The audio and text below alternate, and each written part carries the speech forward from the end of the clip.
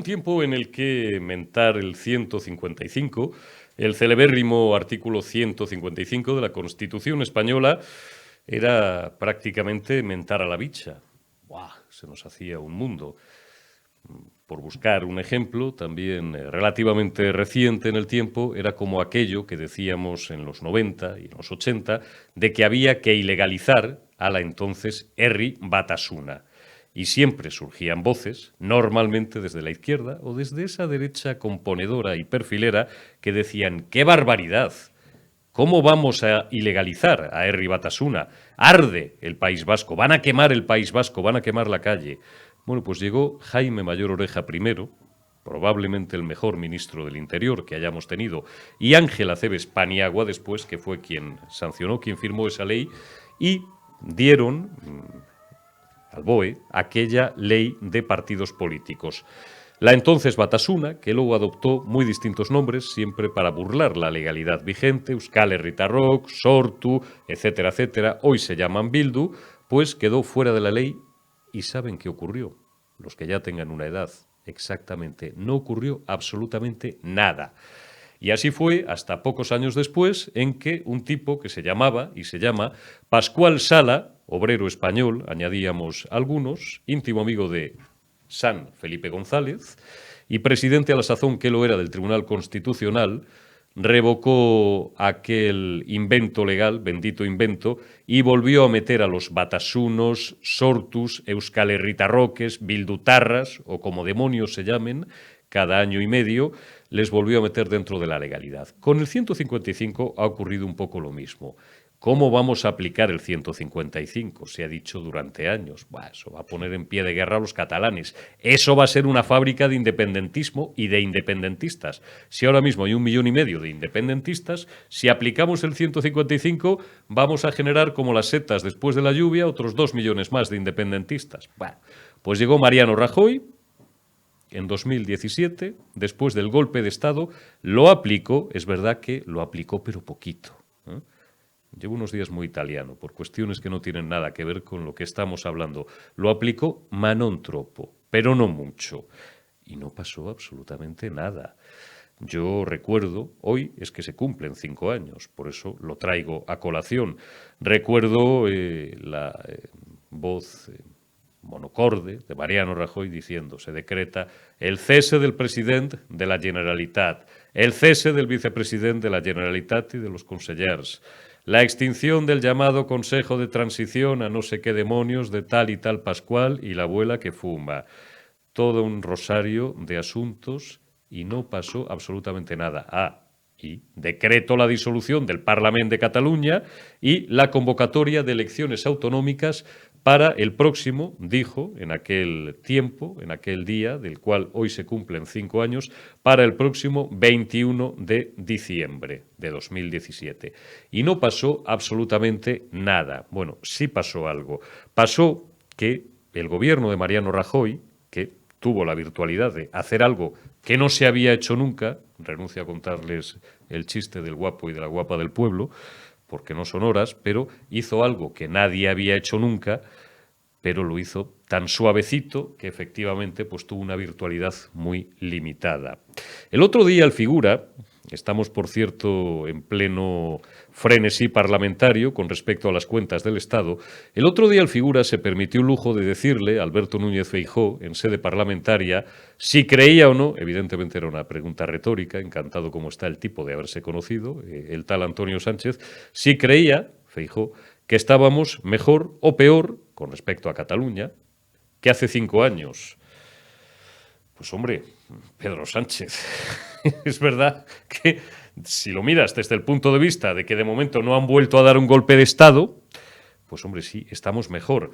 Si lo analizas con la perspectiva de que te están forzando, y a lo mejor lo haces con gusto y de mil amores, a que les alivies o les mitigues prácticamente hasta tender a cero las penas por el delito de sedición para volver a dar otro golpe de Estado, que es lo que están deseando, que ya te lo han advertido, pues hombre, no sé yo si estamos mucho mejor. Es desde luego lo que están esperando.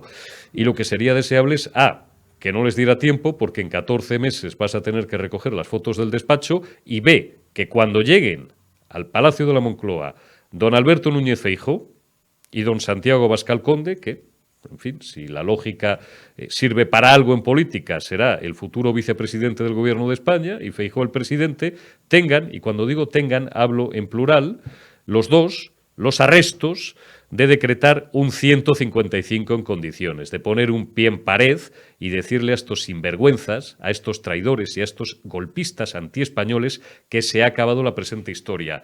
¿Estamos mejor, señor Feijóo, que hace 5 años?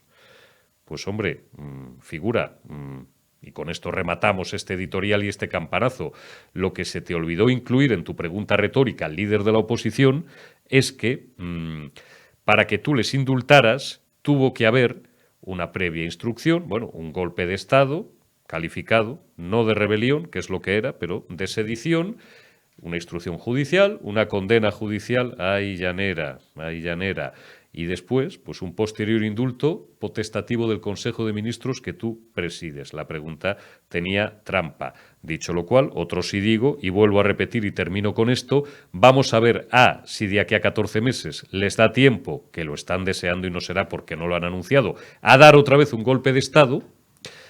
B, si el presidente va a mantener la misma inacción que mantuvo Rajoy para que tenga que ser el jefe del Estado quien vuelva a sacar las castañas del fuego, en este caso no va a mantener la misma inacción, porque está de su parte, porque Pedro Sánchez ahora está de parte de los golpistas y de los independentistas. Y C, acabo de decir, que cuando lleguen dentro de 14, 15 meses Feijóo y Abascal al gobierno y al Palacio de la Moncloa, tengan los arrestos de ponerle el cascabel a ese gato y decretar un 155, pero este sí, en condiciones. Y si hay que disolver la autonomía catalana, se disuelve, porque lo que está en juego es la integridad territorial del Estado, antes llamada la unidad de España. Arrancamos ya esta penúltima retaguardia de la semana, jueves 27 de octubre de 2022, y lo hacemos saludando al doctor en Economía, Daniel Lacalle. Daniel, muy buenas tardes, ¿cómo estás? Muy buenas tardes, ¿qué tal? Un gusto. Pues fenomenal, bueno, fenomenal por decir algo, ¿no? Hoy tenemos, cada mes y cada trimestre, pues tenemos ya unos cuantos dramas agendados. Hoy tocaban los datos de la EPA y como tú bien has comentado ya a primera hora de la mañana en Twitter, Daniel, véteme poniendo por orden Omar los 3 pantallazos que tenemos seleccionados del tweetline de Daniel Lacalle.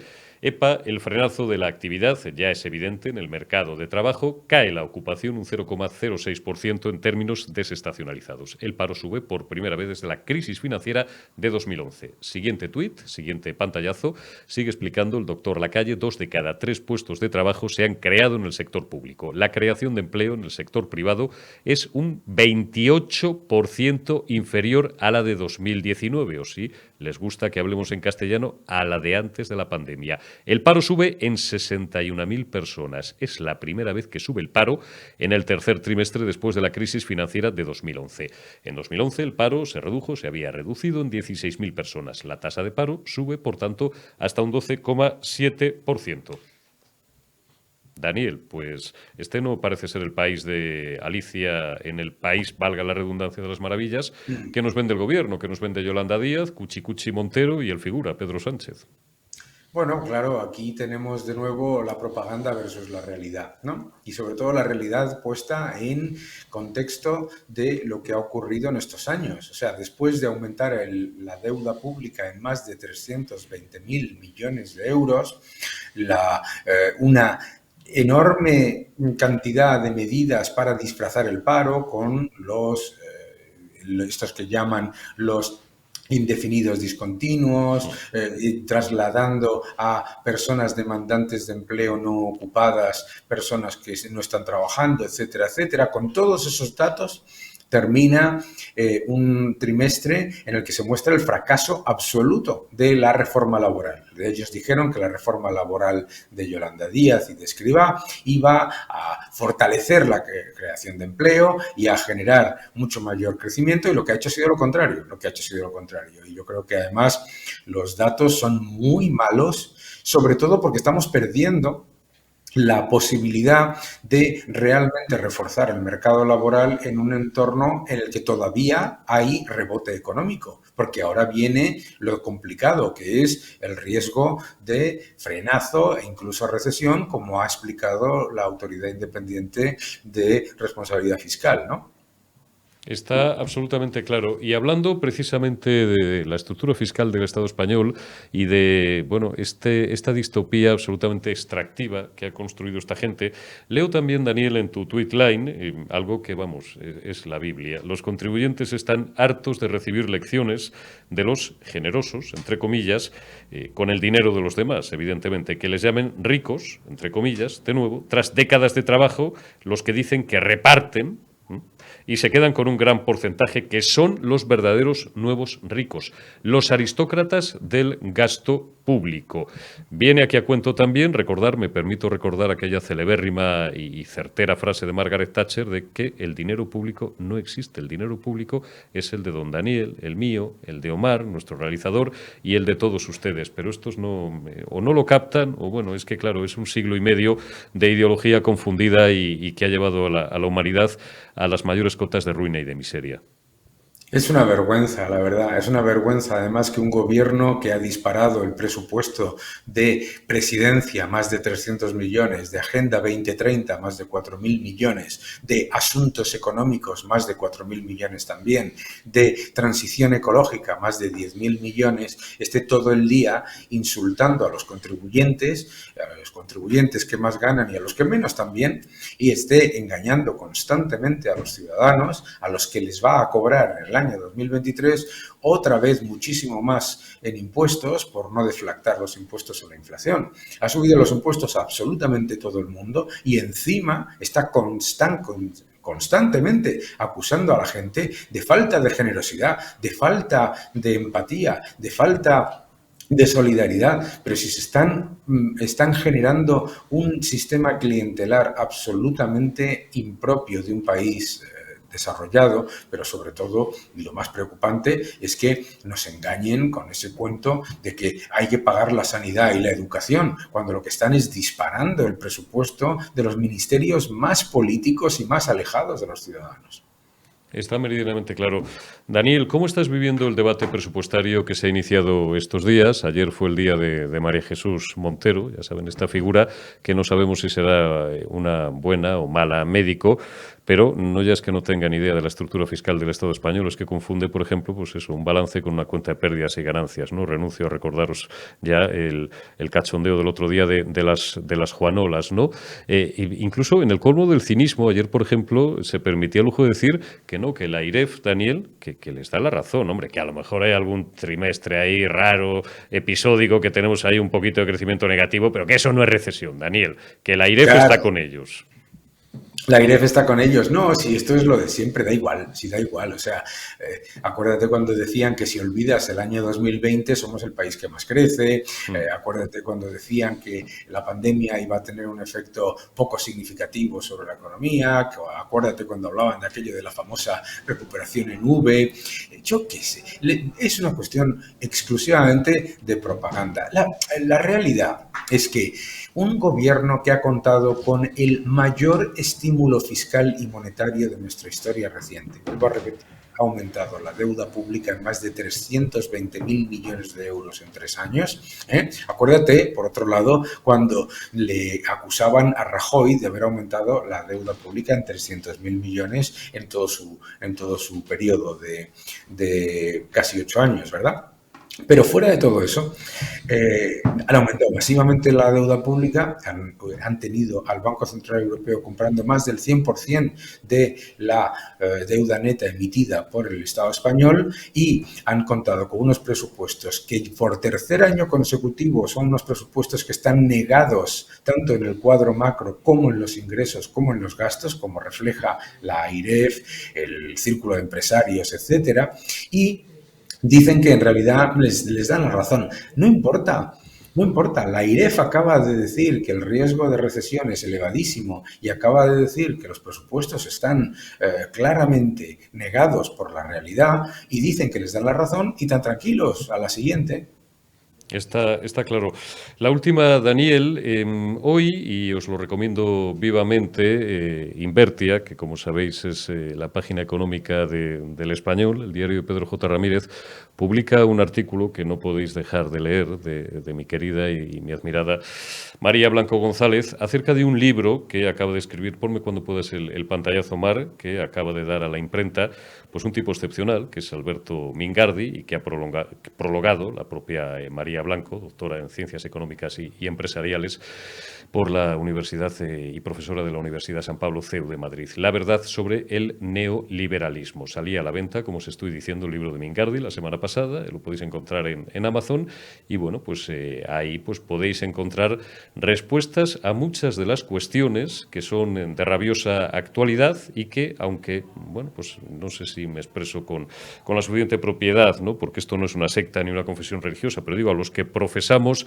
este tipo de cosmovisión, ni siquiera de ideología, una forma de ver el mundo, nos parecen muy obvias, pero que creo que pueden ser muy didácticas para, bueno, pues muchas personas que ahora mismo estén confundidas y no sepan muy bien qué es lo que nos pasa, Daniel, y por qué nos pasa. Claro, primero, este concepto que se utiliza por la izquierda de neoliberalismo para criticar absolutamente todo, pues primero es una falacia, ¿no? Porque el el neoliberalismo ni está ni se le ve por ningún lado. Lo que No estamos existe. viviendo es un estatismo absoluto, ¿no? De hecho, en el libro tiene un subtítulo fantástico que es de lo que falta mucho y de lo que hay muy poco, ¿verdad? El neoliberalismo.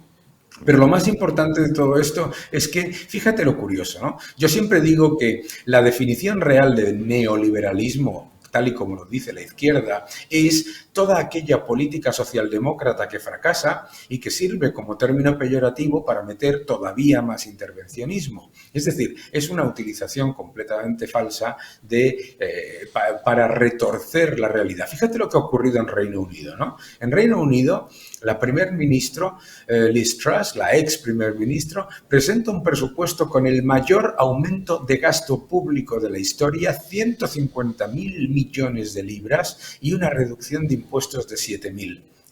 Y nos dice toda la maquinaria publicitaria de la izquierda que la razón por la que ha caído el gobierno de Liz Truss es por las bajadas de impuestos y que, claro, con ello todas las bajadas de impuestos están obviamente invalidadas, ¿no? Pero esto es absolutamente alucinante porque en el otro lado del espectro, Japón, que está teniendo un colapso de su moneda con respecto al dólar y que lleva interviniendo la moneda, el yen, desde hace 3 semanas, Japón, que es el ejemplo keynesiano de gastar y gastar y gastar y endeudarse, endeudarse y endeudarse, de eso no dicen nada, eso no lo invalida. Estamos en una época de propaganda absoluta, absoluta. Y la propaganda lo que quiere repetirle a todo el mundo es que cualquier política que lo que busque es darle un poco más de su dinero a aquellos que lo ganan es insolidaria y malvada, y que lo que es solidario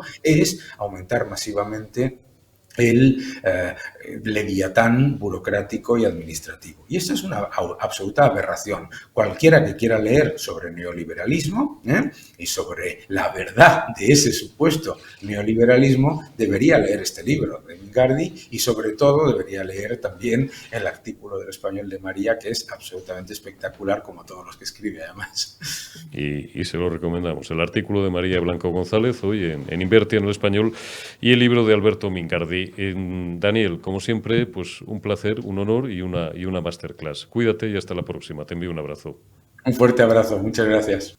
Pues después de este sombrío panorama económico, pero es el que hay y es el que toca, saludamos ya, invocamos la recta final de esta retaguardia de este jueves 27 de octubre. Y saludamos a nuestra buena amiga Mar Rodríguez, a nuestra abogada, nuestra letrada de cabecera, que tiene la amabilidad de atendernos, como casi siempre, desde Murcia. ¿Cómo estás, Mar? Muy buenas tardes. Hola, Eurico. Pues bien, terminando la semana ya, que ya está bien. Ya estamos cansados. Terminando la semana y terminando el mes. ¿Qué tal tiempo tenéis por Murcia, por cierto? Calor de verano. Calor de verano. Calor de 30 grados a mediodía. Y además con una humedad que para los que somos mesetarios Tela. A vosotros os pasa lo contrario. Cuando venís por la meseta o venís por Madrid, la sequedad sé que os No, mata. no, no, no, a mí no, porque yo no soy murciana de nacimiento, sino de adopción, yo soy de Jaén. No, Más seco el clima, imposible. qué gran O sitio, sea, yo Jaén. aguanto mejor 40 grados secos que 25 húmedos, te lo puedo asegurar. O sea, que a Pedazo mí de, el calor de Madrid me encanta. pedazo de catedral bonita que tenéis en Jaén, por cierto. Preciosa, preciosísima. Ujú. Y gran desconocida para mucha gente, Una pero gran bueno. desconocida, es verdad. Jaén es una ciudad que merece muchísimo la pena. Oye, Mar, yo había pactado un guioncillo contigo, pero ya me conoces, no es por fastidiar, un poquito sí, pero solo lo justo. Pero claro, he reparado yo en que hoy hace 5 años de la aplicación. Lleva varias semanas haciendo 5 años de muchas cosas, no siendo esta, como diría Sí, Mariano Rajoy, la menor de ellas. Hace 5 años de la aplicación del 155, ¿te acuerdas? ¿Dónde estabas tú? El me día acuerdo. que Mariano Rajoy fue desgranando cese del presidente de la Generalitat, cese del vicepresidente de la Generalitat y de los consejeros, los consellers, extinción del Consejo de Transición de no sé qué y no sé cuántos y tal, tal, tal. Y se disuelve, disolución del Parlamento y convocatoria de unas elecciones autonómicas para el 21 de diciembre de 2017. Hace 5 años y parece una eternidad, ¿verdad, Mar? Sí, pero han pasado tantas cosas. Bueno, ha pasado la misma cosa durante Mm. estos años, porque siempre es lo mismo. Con esta gente de Cataluña, con estos secesionistas, independentistas, siempre es lo mismo. Y Tú, ahora, bueno, pues ahora parece ser que nuestro Antonio querido les va a conceder una vez más lo que quieren con la sí, reforma del delito de sedición. en eso está. Oye, se nos vende desde instancias gubernamentales, la propaganda gubernamental, claro, bueno, primero nos engañan, tratan de engañarnos, como si Mm. fuéramos idiotas, y nos dicen que esto el alivio de las penas por el delito de sedición, que no tiene nada que ver, Mar, no tiene nada que ver con los presupuestos, con la No, necesidad que tiene el no, figura no, de los escaños de Esquerra Republicana, más que de Junts, los de no, claro Esquerra que no. Republicana, y es que, claro, es que en otros países de Europa las penas para el delito de sedición son más livianas, se nos dice, como una proporción de entre 6 años, lo que viene No, siendo, dicen, por ahí fuera, hasta los 12 que pueden llegar a ser aquí. Bueno, es no. discutible. Lo primero que en otros ordenamientos jurídicos, estoy pensando en Francia, en Alemania, en Italia, no se contempla como tal, estricto sensu, el delito de sedición. Sí otros, por ejemplo, en Alemania creo que es algo parecido a delito de Desórdenes, alta traición o algo así. desórdenes y alta traición. Ciertamente, cada ordenamiento jurídico tiene lo contempla de una manera, pero vienen a ser delitos similares. Y efectivamente, esta pantomima que nos vende el gobierno, una vez más, de que somos el país que más alta pena tiene para este tipo de delitos, no es cierto. De hecho, hay un informe de hace 2 días del Tribunal Supremo que avala la tesis de que es incierto totalmente. Porque, por ejemplo, como tú bien has mencionado, en Alemania, por el delito de alta traición o de desórdenes para desestabilizar el orden constitucional, en su artículo 81 del Código Penal se recoge la pena de prisión perpetua. En Francia también.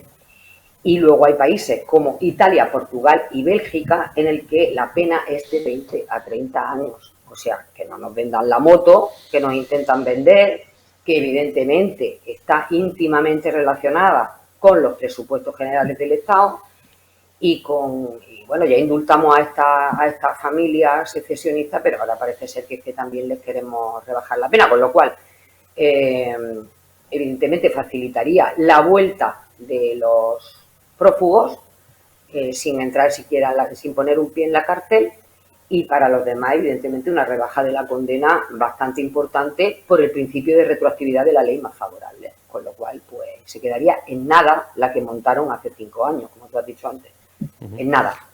Se quedaría en nada, desgraciadamente. Siguiente lío jurídico que tenemos, Mar, tú y yo ya hemos hablado de esto también en más ocasiones la llamada ley trans, que bueno, tiene una lectura política pues indudable, ¿no? Tienen un pollo de corral montado de 3 pares de narices en el seno del gobierno socialcomunista, las ministras, básicamente las ministras de Podemos por un lado, los ministros socialistas por otro, porque tienen auténtica prisa, auténtica urgencia, y como en el seno del Partido Socialista también están divididos, ahora quieren focalizar todos sus odios, estos sectarios, en Carmen Calvo. Fíjate a qué extremos habremos llegado para que tenga yo que venir aquí a hacer de abogado defensor de Carmen Calvo Pollato, que manda narices. Bueno, quieren focalizar sus odios en Carmen Calvo. Realmente lo que ocurre es que, claro, esta ley se da de patadas con el feminismo en su concepción más clásica. Pues el fundamento del feminismo, básicamente, ¿qué demonios? Es que haya un hombre y una mujer. Y todo lo demás, ya este rollo fluido y medio pensionista y tal, pues esto ya pues son otras hierbas. Y el Partido Socialista, ¿qué está haciendo? Pues para no decantarse ni de un lado ni de otro, porque por cualquiera de los dos lados va a perder votos, pues de momento les está dilatando el trámite parlamentario. Y ayer la excajera, Irene Montero, puso pie en pared y dijo que hay que establecer ya un calendario y que esto tiene que estar ventilado antes del 31 de diciembre. Esto, aparte de todo este lío político, Mar, esto es una aberración. Y más ya si consideramos el tema de los niños entre 8 y 16 años. Es decir, ya, como no sé si te gustaba de pequeña Asterix y Obelix, están locos estos romanos. Nos hemos vuelto locos completamente. Sí, totalmente. Mira, la ley trans, ya lo hemos hablado en alguna otra ocasión, aparte de ser una aberración jurídica, es una aberración médica y una aberración moral.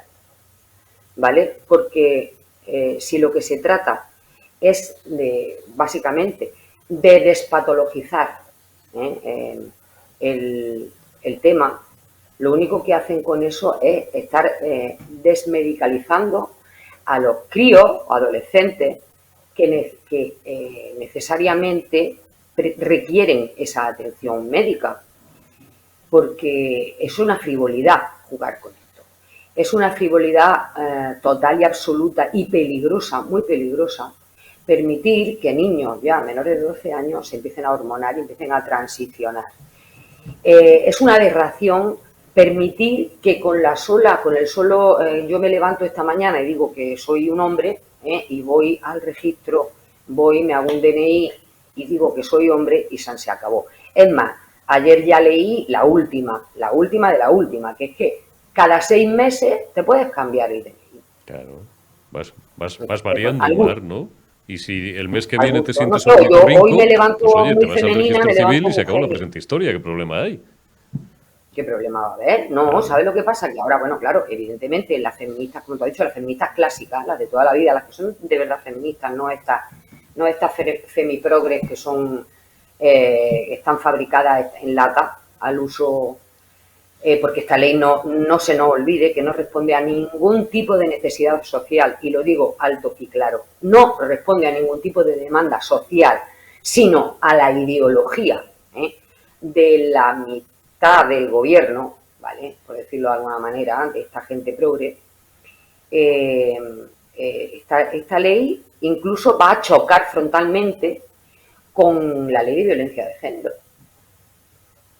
porque va a haber hombres que van a eludir las denuncias y las condenas simplemente haciéndose mujeres. Entonces es una ley que entraña muchos riesgos, muchos peligros, y que me parece que esto la ministra y sus 200.000 asesores no prevén, pero que sí desde el sector feminista más recalcitrante lo están viendo venir. De hecho, ya ha ocurrido un caso de un señor que cambiándose de sexo ha eludido la denuncia por violencia de género. De hecho, la violencia de género, como así concebida, como tal, ese término podría dejar de existir. Claro. Y mi pregunta es la siguiente, Mar. ¿Y qué juez? Porque al final, bueno, pues esto, como otras cosas en la vida, tiene una buena cuota aparte de la interpretación aparte de la voluntad del legislador y lo que diga la letra de la ley, al final lo que aplique el juez. ¿Qué juez va a osar interpretar en sentido distinto no ya lo que diga la letra de la ley, sino lo que él sabe, porque los jueces no son incoloros, inodoros, insípidos y viven en el mismo mundo que nosotros y escuchan la radio y leen la prensa y escuchan las televisiones o los medios libres como el nuestro. ¿Qué juez va a dictar una resolución contraria al mainstream dominante para que luego le echen encima a todas las asociaciones feministas o directamente inicien una cacería contra él, que es un poco lo que suele hacer la izquierda? Bueno, si los jueces se consideran realmente independientes, harán lo que tienen que hacer, Ya. que es aplicar la ley, porque yo confío plenamente, en que esta ley no salga adelante, porque ya no es solo el sector feminista, sino, como tú has dicho antes, dentro del propio PSOE también se tiran los trastos unos a otros, porque hay muchas opiniones encontradas aquí. Y estamos hablando también de un sector importantísimo, que es el sector médico, los informes médicos y los informes psicológicos, que están totalmente en contra de la salida de esta aberración de ley, y yo confío realmente en que no salga adelante. El PSOE la está retrasando, como bien has dicho antes, la está retrasando, el trámite parlamentario y tal. Han considerado que necesitan una mayoría amplia para que salga adelante, y yo espero que esto se siga dilatando y que no salga. De verdad, espero que no salga. Y si sale, que el que venga detrás la derogue, pero de inmediato, antes de que entre en vigor. Pues Dios te oiga, pero me parece a mí, Mar, que verdes las vamos a segar. Mar Rodríguez, abogada, que siempre es un placer tenerte con nosotros en La Retaguardia, en Periodista Digital. Cuídate mucho, no paséis mucho calor ahí en Murcia, ciudad maravillosa. Por lo demás, ¿cómo era Murcia? Qué hermosa eres, ¿no? Pues Murcia, qué hermosa eres. Mucho calor, y ya sabes que te esperamos en Madrid cuando lo tengas a bien y cuando quieras. Te envío un abrazo, amiga. Muy bien, gracias, Eurico. Venga, gracias, hasta luego. Un abrazo fuerte. Y gracias también a todos ustedes por habernos acompañado en esta penúltima retaguardia de la semana, en este jueves 27 de octubre de 2022. Mañana habrá más noticias y estaremos aquí para comentároslas y para analizarlas, como siempre, con nuestros mejores analistas y con los entrevistados más interesantes de la actualidad. Cuidaos y hasta mañana.